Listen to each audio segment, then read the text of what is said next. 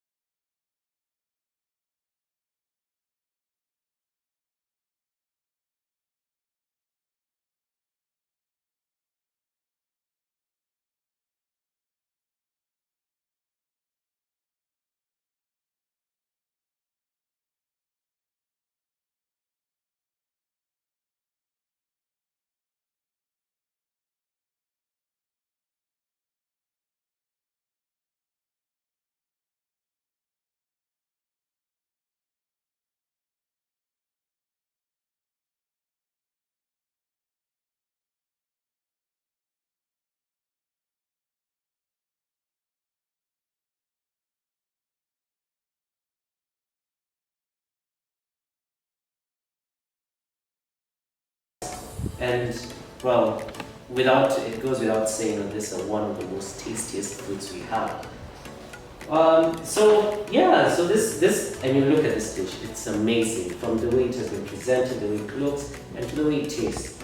And next to it, here on a separate dish called a platter altogether, we have porpoise. And as you can see, it has been cut really finely cut and looks very amazing and tasty from the inside out. Now, as we continue towards the second platter, you can see we have more fruits here. And with this, what we have is a pineapple. Now, the pineapple has also been cut just as the fruits have been cut before. When you look closely at it, it has this white texture. It looks very rough, it looks very nice, and it's very fine from the inside out again. It looks very healthy. As you can see, it's also orange on the outside, and definitely means that it tastes amazing as well. On the same platter, we have bananas which are also amazing. They're also good for the body and are very rich in fiber, very rich in nutrients. These are things that actually make them taste nice, make them, once you eat them, you actually feel really good. Next to bananas, we have avocados. Avocados, they're in our day-to-day meals. This is something that we take with, with ugali, something good. They're very tasty as well and also contain a lot of nutrients. Next to the avocados, we have lemons. Now, lemons are, they're bitter in taste, and you might think that they do not have, a good effect or do not have nutrients on the particular food you eat and what you take with them. But lemons are one of the most healthiest fruits to take and contain vitamin C, which is also good in preventing, flus, in preventing, communicable diseases such as, flus and other small diseases here and there. Next to it, we have something that looks like, a watermelon, but it isn't a watermelon, and it's quite small in size. So here you see that it's yellow, first of all, and it also has like small protrusions on the surface. Now, with this, what we call this is a thorn melon.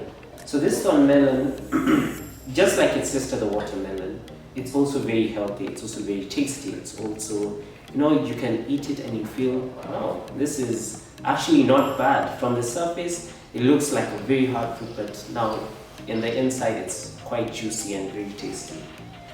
Next to the thorn apple on this platter, we have oranges. Oranges, very nice oranges. I mean, we all love oranges, or most of us love oranges. I know I love orange. I hope you love an orange.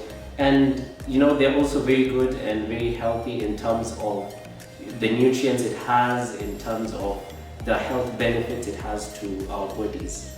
And finally, as we finish with this platter, we have a melon, a mango. Look at it. Wow, it just looks amazing. I almost confused it for a minute there. Here we have this fine mango, and this is locally grown, locally produced, sourced from Ukambani itself.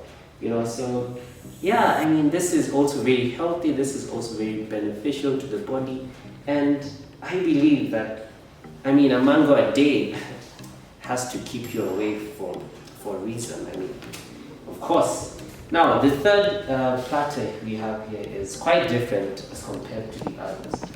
Now, this third platter, what you can see is, let's just move it back. You can see that it's very different. Over here we had fruits, here we have vegetables. Now, on this platter, now that we have vegetables, you can see they're very different vegetables of different sizes, of different colors, and we'll go through them very quickly, and we'll start with the first one that looks like a tree but isn't a tree. Now, the first one is, it looks really nice, by the way. It looks very tantalizing. It looks very, you want to eat it, but you don't really know what it is. And so this is what we call a broccoli. Now, broccoli has this like tree kind of surface. You don't really know whether it's a cabbage. You don't really know whether it's a skuma. You don't really know what it is. But the broccoli in itself is very healthy for the body and has a lot of nutrients. And this is something that you can eat it alongside other dishes, and it's also very tasty. Well, let us move on to the next one, is what we have here. Now, this similar, the same vegetable, but of 3 different colors. So we have an orange one, which looks kind of yellowish. We have a green one, and we have a red one. So the orange one is called an orange bell pepper, the green one is green bell pepper, and the red is a red bell pepper. Now, they're of the same vegetable, and they have the same, they have different effects, but are of the same vegetable. We'll continue, but before we get there, there's this fruit we have, the tomato. You don't really know what the tomato is. We don't really know whether to classify it as a fruit or is it a vegetable. It's something that we constantly ask ourselves. But in this case, we'll classify it under the vegetable. Now, tomatoes, we use it in day-to-day meals. We use it when eating, common dishes such as meat, want to prepare stew. This is the to-go vegetable. And we all know it has its benefits. It's very juicy and very tasty as well. Well, next to it we have yet another common vegetable called the carrot. Now, the carrot is, well, you can eat it raw as well. I mean, who doesn't love a raw carrot? It's very tasty and very nice, and also goes well in stews. We continue with yet another vegetable, and this is the cucumber. The cucumber has mixed, reactions. It could be tasty, it could be, you don't really know where to classify it.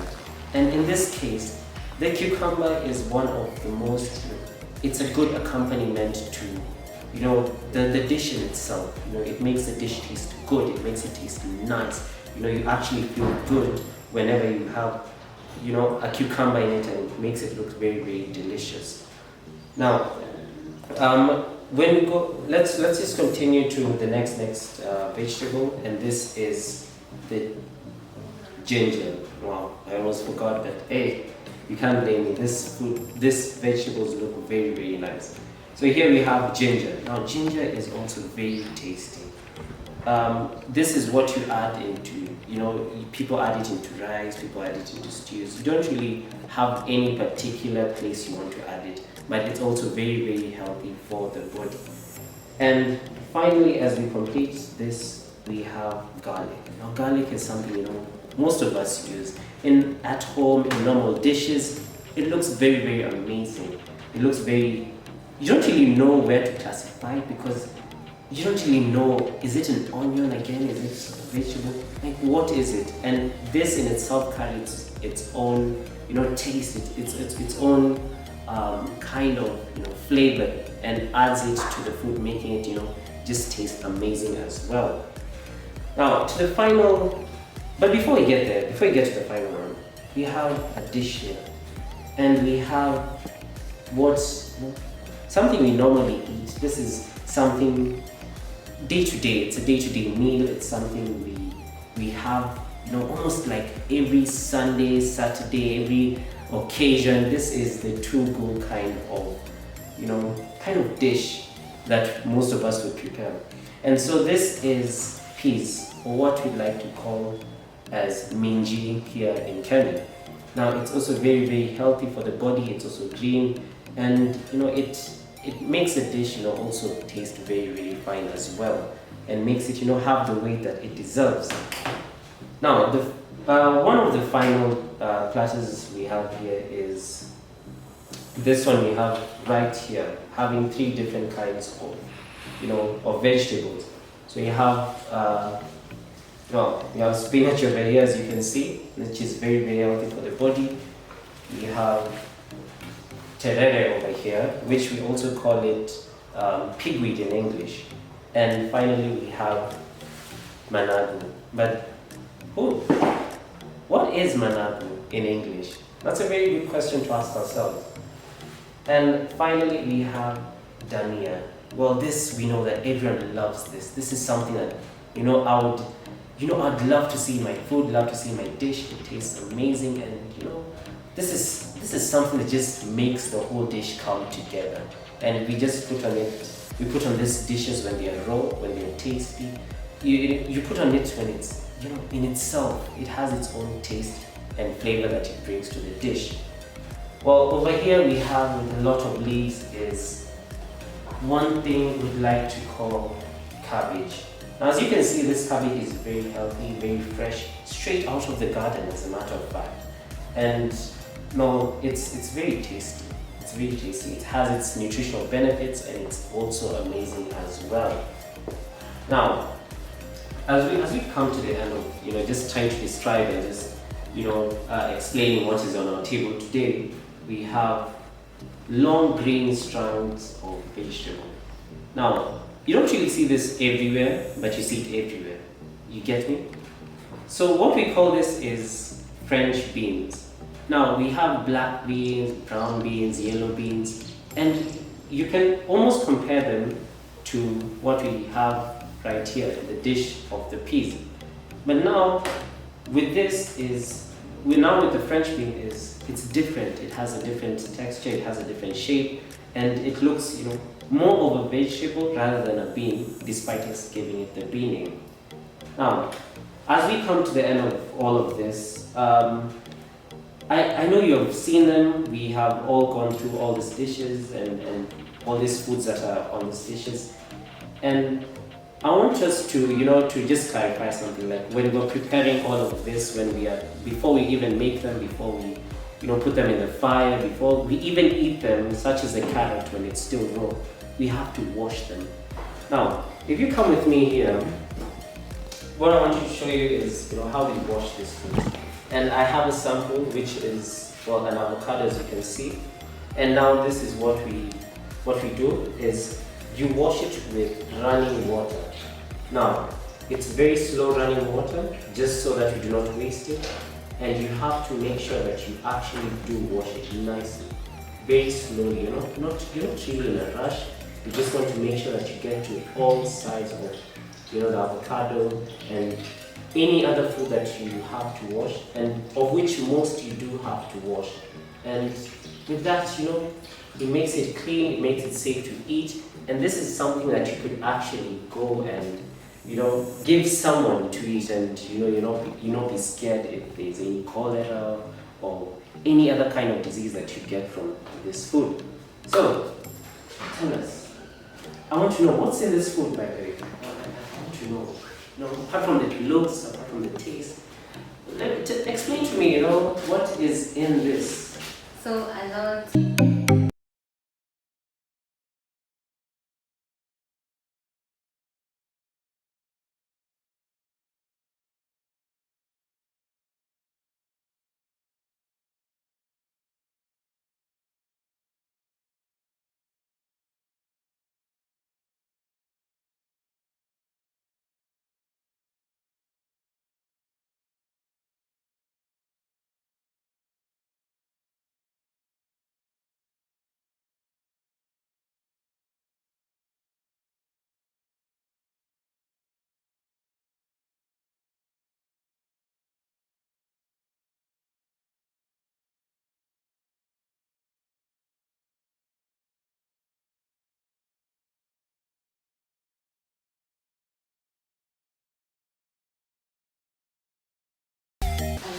this variety of food that we have here has a lot to do. So as my colleague here has told you all about these fruits and vegetables, I'm just going to wrap it up with the importance and the nutrients and all that, and why you have to eat these fruits. So beginning from this platter over here, we had these colorful fruits. As you can see, they are very colorful: red, orange, yellow. I mean, you want to eat this definitely. And eating these red, orange, yellow fruits, they're also red, yellow, orange vegetables here, they'll definitely give you vitamin A. What is vitamin A? Vitamin A is an essential vitamin that is going to help you boost your immunity. You won't be like getting sick every time you have a cold stomachache because you don't have vitamin A. You just have to have these colorful foods to have vitamin A. And all these foods in variety like this, when you eat them together, you can make a juice. You can also make a pudding, a fruit pudding, or a vegetable salad, fruit salad. When you eat them in variety, you're going to get all of the vitamins: vitamin A, the B vitamins, the vitamin C, all of them, D, E, and K. You're going to have all of them, and they're very, very important to your health. And we have these fruits. Obviously, you see an orange here. You take the orange, you're going to take the juice most of the time. The thing that you chew is fiber. So what is fiber? Fiber is that important thing that is going to help you in your digestion. It is very good for your digestive system. It is going to help you feel your food. You don't have to keep eating all the time because, hey, I ate this, I don't even feel full. But when you get these fruits, they have fiber, they're going to help you have that satisfaction of being full. So it is important that you have all these fruits, that you may obtain all of the nutrients and the fiber. Then we have the ginger and the garlic. These two, we call them superfoods. So these superfoods are antioxidants. Lemon is also one of them. So these are rich in antioxidants, which help remove oxidants from your body that may bind the nutrients that you may not be able to digest and absorb all the nutrients as you should. So all of these are important. You should also eat the vegetables, the cabbages, all of them. In your plate, you should at least have 4 to 6 types of these foods. Okay, I guess that is all, and I hope you have a good time eating your fruits, eating your vegetables, as me and my colleague try some of the fruits here.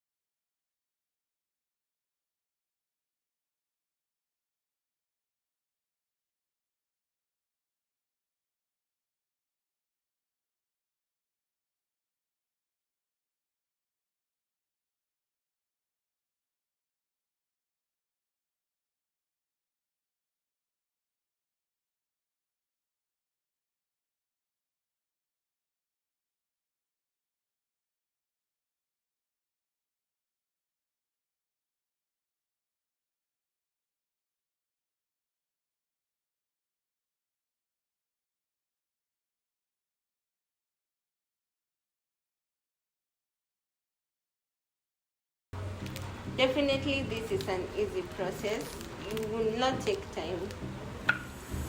So after removing the stalks from the leaves from the stalks, you're going to put them in boiling water. So in our boiling water, before we add the leaves, we are going to add salt. Here we have our salt. We're going to add some salt in this boiling water. Why are we adding salt to the boiling water? We're adding salt so that we preserve the color of our vegetables. We do not want our vegetables to be brown or dark green. That will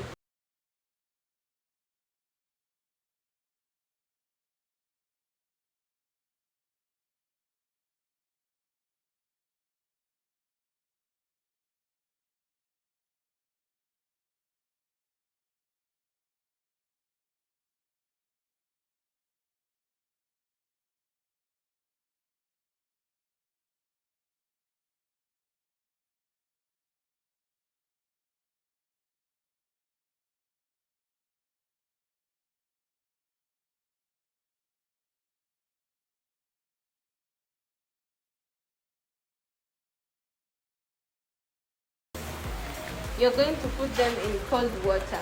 Here I have my cold water. So in the cold water, you're putting it in the cold water to stop the cooking process. Remember, we had put it in hot water.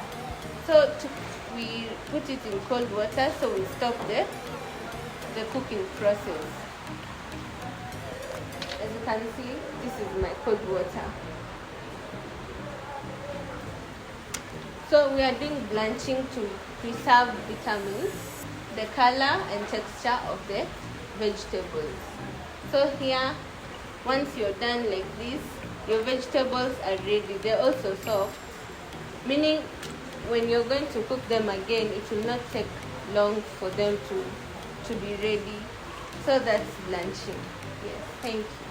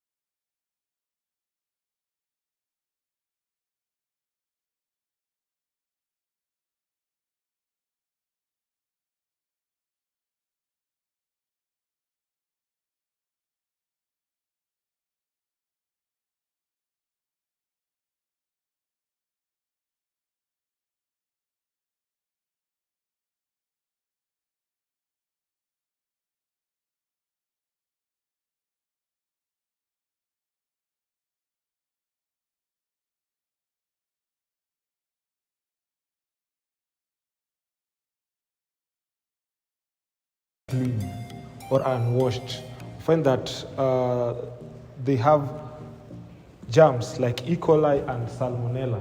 And these germs, when taken into the body, they can affect our health.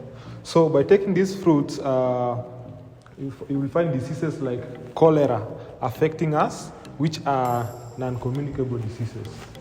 So just to add up on what he's saying, the reason as to why we are focusing on these vegetables and fruits, you find that most of the vegetables and fruits are taken while raw. An example, there are mangoes, the apples, the oranges, some are taken while they are raw. So what we are insisting that most of the fruits should be first of all washed with clean running water to make sure that you kill germs that are on the surfaces of these fruits. Another thing that we should do with these fruits, we should check on the environmental conditions in which these fruits are grown. That's why we are insisting on the smart climate change agriculture. We know that environment will dictate on the components of the foods that we are growing. So when we grow these foods, we are insisting that we should grow them on well-treated soils to make sure that we don't get any aspects of heavy metals on these particular foods. And to add up on this thing, you find that most of these fruits and vegetables, there are some that are being sprayed on by agricultural pesticides and other forms of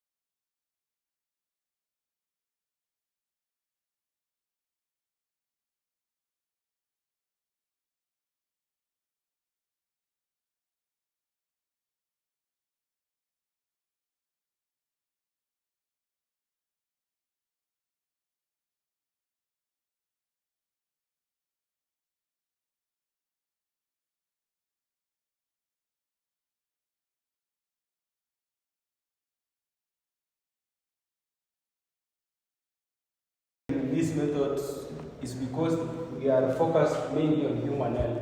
When we do all this, we are going to prevent certain diseases. We'll use an example of the fruits and vegetables.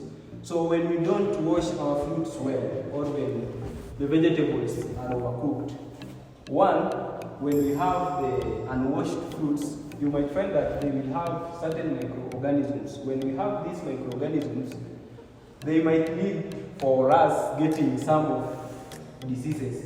These diseases are mostly known as communicable diseases that are associated majorly with unhealthy or unhygienic practices when it comes to handling the fruits and vegetables. An example is cholera, that you find that most of the times it spreads out rapidly because it might lead, because most of the fruits and vegetables are only sold in open markets. So when it's not washed properly, then large population in a given area might have that cholera.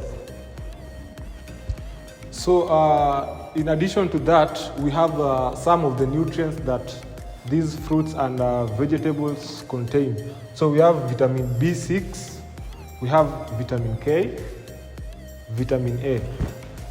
And also there are some benefits of omega-6 omega-3 and 6 that are contained in these fruits, that are contained in fish, which we will talk later about how they are being reared. So benefits of omega-3 and 6, one is that it helps in low blood pressure, and then reduces the chance of abnormal heart rhythm. It also reduces the likelihood of heart attack and stroke. It also boosts hair growth, maintain bone health, and also maintain the reproductive system.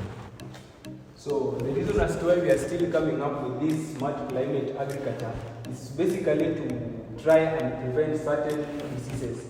Some of these ways and some of the diseases that can be prevented, they include majorly the non-communicable diseases. We'll use an example of non-communicable disease. An example is obesity. This is as a result of one having a lot of taking a lot of diet. So when we talk of these vitamins, at least is how they will help in the body and make sure that they reduce consumption of excess food. That is one example of these non-communicable diseases. We also have the heart attacks that my friend has talked about, that is also associated with the benefits of intake of these vitamins like the B6, the vitamin K. So in fact that when you take a lot of vitamins, they will lead to that reduction or the exposure rate at which you can be susceptible to these non-communicable diseases that we talked about, like the heart attack, the stroke that in the recent past has really increased because people are trying to evade the fruits and vegetables and go for the fast-made foods that are risky to human health. Okay, so we have talked about fruits and vegetables, and as I told you earlier, we are going to talk about fish. And fish, as we know, its habitat is water basically. So fish is reared in can be reared in two regions. So we have fish that is reared in non-polluted water and fish that is reared in polluted water. So fish that is reared in polluted water has some significant health effects. Insignificant health effects. Sorry for that. And so this polluted water has heavy metals contained in it, and one of the heavy metals you can see is mercury. And mercury, when taken into the body, has some can lead to some neurological disorders. And as we all know, neurological disorders are some of the non-communicable diseases. So just to add up on what John is saying, we are saying that our focus mainly is the smart climate agriculture, and fish farming forms part of the agriculture side. So in fact that when it comes to this, we are trying to encourage the use of water that is clean and potable, and we try to make sure that the environment at which the fish is being reared on, it's a place where one, there is no that surface runoff that can lead to water from the streets or different places like garages where we can find these metals being leaking to the fish pond. That's why we are talking about it, because when we talk of now these fish being reared in this, we'll try and evade the issue of this accumulation of the heavy metals. An example is that Yaseb is talked about mercury. You find that when we encourage use of the fish that is from the polluted water, the heavy metals will accumulate in our body, because as we take the fish had already been in the water that had been contaminated with a lot of heavy metals. So basically, what is the aim of this smart agriculture, smart climate agriculture, is just to try and evade the non-communicable diseases that are associated with our eating habits. An example being the fish eating habit. Okay, so in addition to all that we have talked about, fish, fruits, and vegetables, we want to talk about some of the parameters that we use to determine whether our bodies are healthy or not. So one of them is the basal base mass index. And so to get the base mass index, one, you need to know the weight of the person, which is measured by this machine here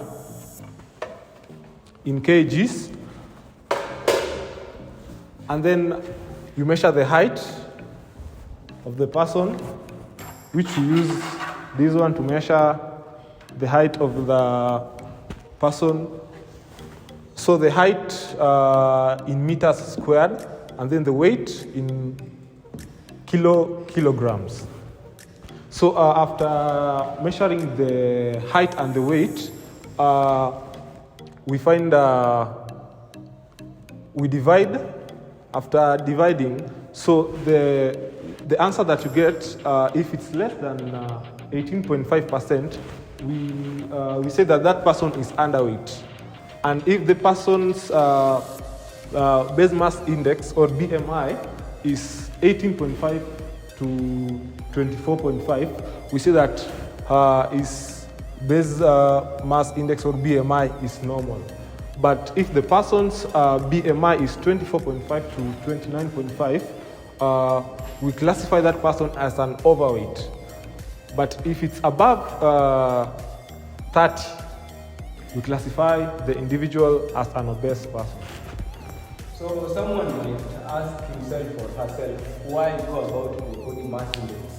The reason as why we are doing this, we said that there are certain eating cultures or the styles that we have that is associated with some of the diseases. So you'll find that basically we are interested in this weight because weight varies from one individual to the other. And basically one of the parameters that normally adds up in the weight is how you eat. So we are talking about this because when we know very well that when your weight increases and your height remains constant, because you know that at certain point of age your height won't increase anymore. So when your weight increases and the height remains constant, it puts you at that risk of having that larger base, having that larger body mass index. So when you have this large body mass index, for an example like 31 and above, you'll find that this might put you to that risk factor of developing these diseases that we are talking about, like the obesity. So obesity might be a disease itself, or it might also be a risk factor to other diseases. An example is the heart diseases. So you find that when you have this obese, it might lead to that deposition of fat layers in your heart. So this might cause the cardiovascular diseases that in the recent past has increased due to these eating cultures that we are trying to warn you about. So another way that we can measure a person's health is the blood sugar. We can check the person's blood sugar, and you can just show them. So when talking of blood sugar, we always have a glucometer that we use to try and get your blood sugar so that you can know whether you are at a normal range, low range, or at high range. So this basically, it works when you prick your hand and we get a little blood. Then after we've gotten that blood, we'll place it in this strip. Then after placing in the strip, we always insert it in this glucometer. Then it will give us the reading. So when it gives us the reading, that is when now we use to know exactly your eating habit, whether you need to adjust on the positive end or on the negative end. So as you have said, 3.5, so when the readings becomes 3.5 or less, then it will mean that your blood sugar is less, and you will be advised you need to take a lot of carbohydrates and vitamins to boost it. And when the blood sugar ranges between 3.5 to around 6.9, then it will mean that you are within the normal range. You cannot be susceptible to any non-communicable disease. Then when it goes beyond 7, it means that you are at a risk of developing other non-communicable diseases that might be harmful to your body.